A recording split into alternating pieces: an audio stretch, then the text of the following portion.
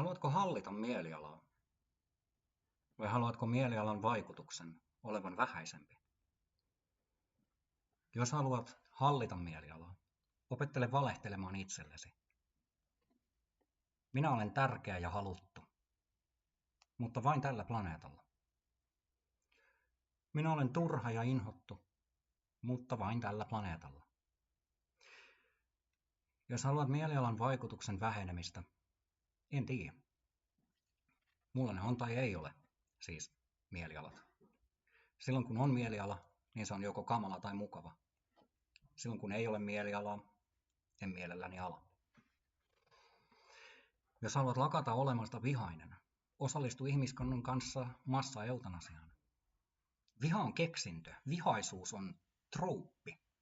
Ihmiset olettaa vihaamisen olevan hyvä juttu itsekkyyden vuoksi. Vihaaminen vaikuttaa olevan absurdi konsepti älykkäämmille elämänmuodoille. Kyllä, mua on joskus varikset trollannut, mutta ei ne ole vihaajia, toisin kuin monet ihmiset. Sinänsä outoa. Paranoidius on opitun ja geneettisen toimintamallin yhdistelmä. Nykymaailmassa lähes poikkeuksetta yhtä hyödyllinen kuin oljista punottu kylpyamme. Miksi kuumoilisi ja hikoilisi semmoisista asioista, jotka kykenee vaikuttamaan suhun vain ja ainoastaan siksi, koska sä tiedostat niillä olevan potentiaalinen negatiivinen vaikutus? Dissosioidu paranoidiudesta. Tiedosta, että kaikki sun kokemukset on subjektiivisia perspektiivejä, fraktaaleja energialatauksia, kokemassa universumia tavalla, jolla kukaan muu ei koskaan tule yhtäkään universumia kokemaan.